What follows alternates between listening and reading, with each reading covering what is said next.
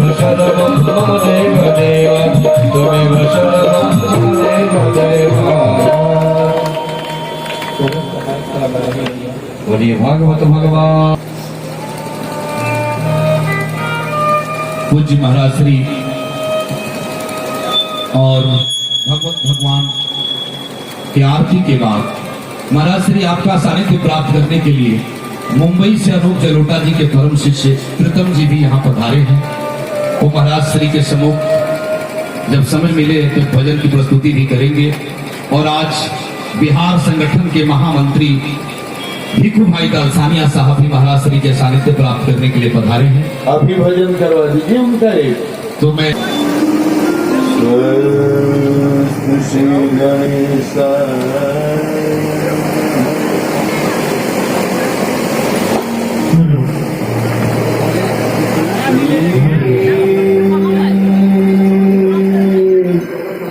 सरस्वती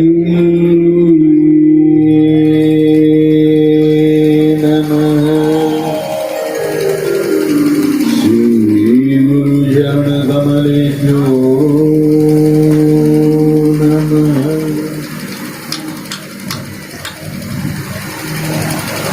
थोड़ा माइक का पोजीशन करती इस पर न लगे, थोड़ा किनारे इस पर न लगे।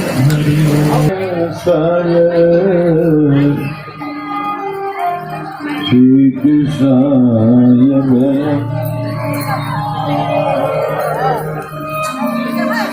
मेरा मुझ श्यामल कोमलांगम सीता समारोपित माम भांगम पाणो धनुवन कृशानं ज्ञानिनामग्रगण्यं सकल गुण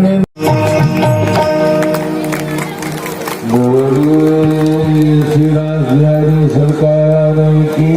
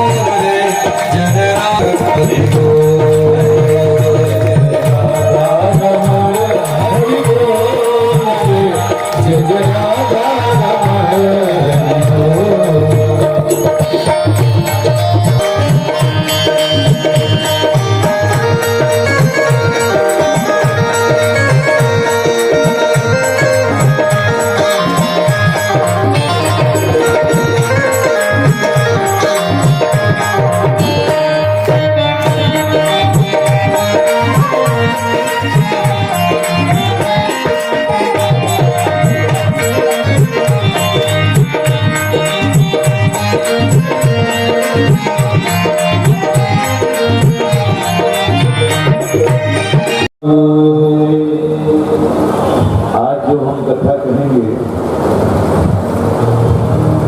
उसमें पहला भाग तो रुक्मणी मंगल ये केवल माताओं के लिए कहेंगे, लेकिन उसके बाद जब सुदामा चरित्र कहेंगे तो आज के जो हमारे ये लाल बैठे हुए बच्चे उनके लिए कहेंगे।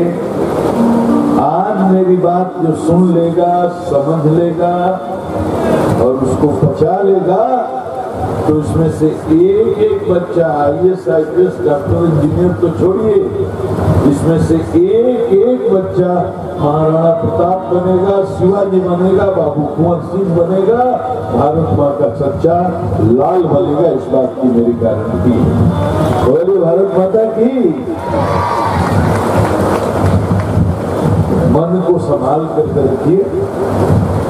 अंत में हम बच्चों के लिए कथा करेंगे। आज अंतिम दिन भी है, आनंद लेना है। कल से तो फिर अपना थोड़ा माइक पर हवा रहा है ना, इसको कई बार समझाया, थोड़ा समझाया। प्रमुख है प्रचार प्रसार का। ये धरती धन्य हो गई है, इसलिए व कथा में पांडे जी ने हार्दिक स्वागत किया। जोरदार ताली से स्वागत करेंगे। और हमारे बीच में क्षेत्र कार्यवाह हमारे में से हैं और मैं चाहूंगा आकर के मंच पर बाउंड्री गुप्तेश्वर पांडे जी आपका हार्दिक स्वागत करेंगे। आइए माननीय भिकू भाई पटेल जी।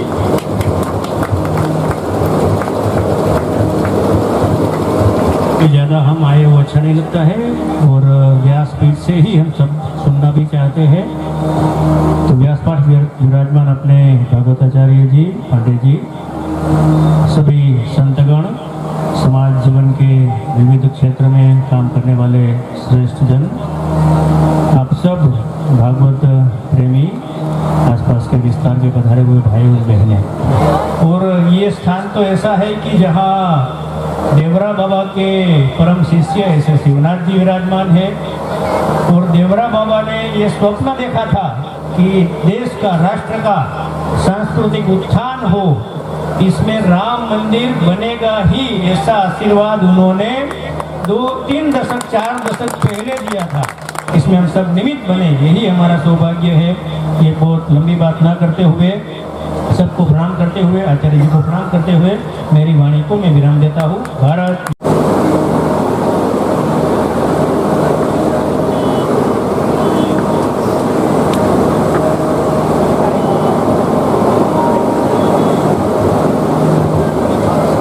जी के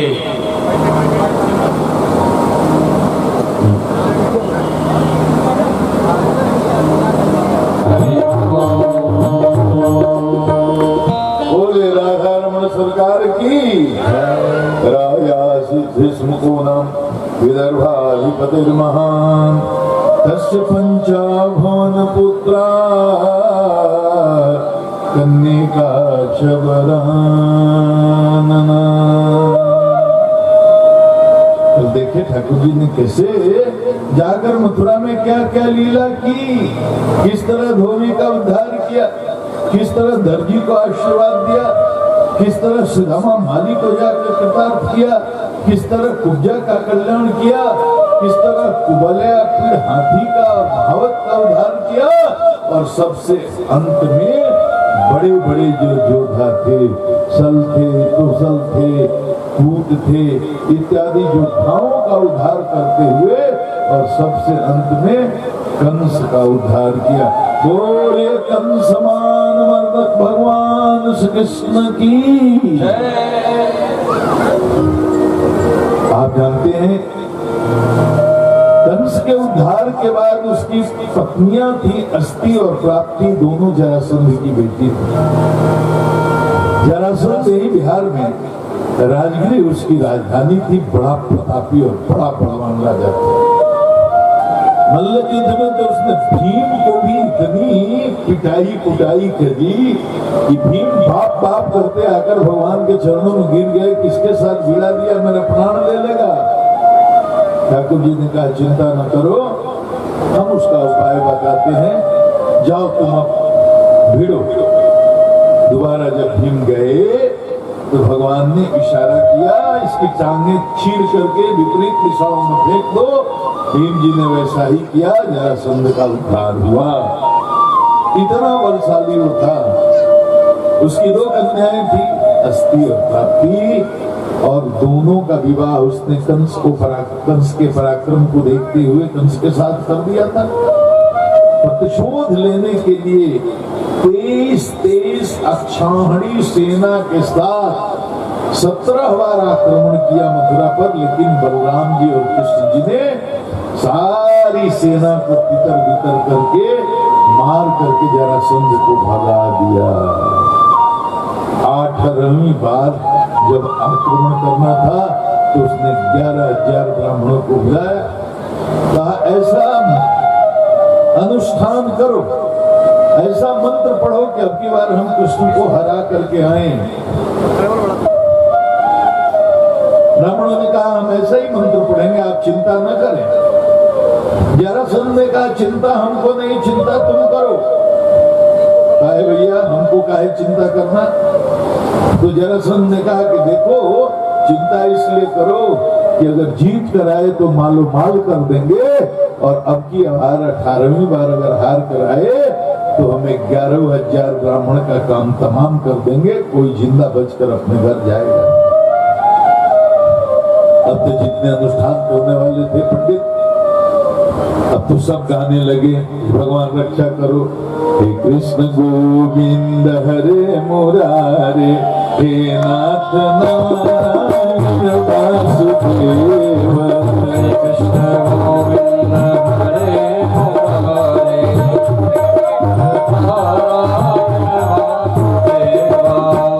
कृष्ण गोविंद हरे मुरारे, हे नाथ नारायण वासुदेव, हरे कृष्ण गोविंद हरे मुरारे, हे नाथ नारायण वासुदेव। तुम्ही हो माता पिता, तुम्ही हो बंधु सखा,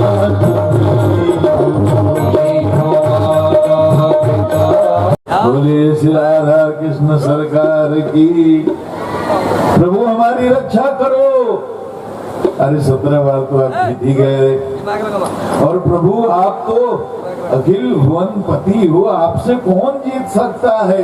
ये मूर्ख है, अज्ञानी है, पापी है, ये रजोगुण के उत्कर्ष पर है, ये इसको बात समझ में आती नहीं। आपसे कौन जीत सकता है? आप तो सच्चिदानंद रूपाय विश्वोत्पत्त्यादि हेतवे तापत्रय विनाशाय श्री कृष्णाय वयं नमः। आप तो सृष्टि को जन्म देने वाले, उसका पालन करने वाले और उसका संहार करने वाले हो, ये मूर्ख समझता नहीं है। और सच यही है कि जब जीव में रजोगुण का उत्कर्ष होगा तो अहंकार इतना अधिक बढ़ जाता है कि उसको वस्तु की वास्तविकता, जमीनी सच्चाई, हकीकत पता ही नहीं चलता। देखो, जब जीव में तमोगुण का आधिक्य होगा तो आहार निद्रा भय मैथुन यहीं तक उसका चिंतन रहेगा, उसकी सोच रहेगी, उसका परसेप्शन बिल्कुल अलग होगा। पूरा अंधकार ही अंधकार है। खाओ पियो मौज करो, यही तो है चार्वाक दर्शन। जावत जीवेत सुखम जीवेत, ऋणम कृत्वा घितम पिबेत, भस्मीभूतस्य देहस्य पुनरागमनम कुतः। जब तक जी रहे हो खाओ पियो ऐश करो। अरे कहाँ होता है पुनर्जन्म, कहाँ होती है आत्मा? ऐसे कहने वाले लोग आदमी हैं। वही चार्वाक दर्शन है। तो ये जब तमोगुण का उत्कर्ष होता है तो जीव की यही स्थिति होती है। वो दिखता मनुष्य की तरह है, लेकिन उसकी चेतना बहुत शून्य होती है, पशुवत होती है। लेकिन जब रजोगुण का उत्कर्ष होगा तो उसके अंदर अनंत कामनाएं, अनंत इच्छाएं, शासन करने की अभिलाषा, दूसरे पर अधिकार जमाने की अभिलाषा, ऐश्वर्य की अभिलाषा, मान की अभिलाषा, पद की अभिलाषा, प्रतिष्ठा की अभिलाषा, इतना बेचैन रहता है वो मन। उस मन को कहते हैं विक्षिप्त मन, क्षिप्त मन, विक्षिप्त मन। तमोगुण में जो मन की स्थिति है वो है मूढ़ मन। रजोगुण में जो मन की स्थिति है वो है विक्षिप्त मन। लेकिन जब सतोगुण का उत्कर्ष होता है तब आदमी ये समझ पाता है कि ये दुनिया जो है ये माया है, असत है, प्रिय मार्ग हमारा लक्ष्य नहीं।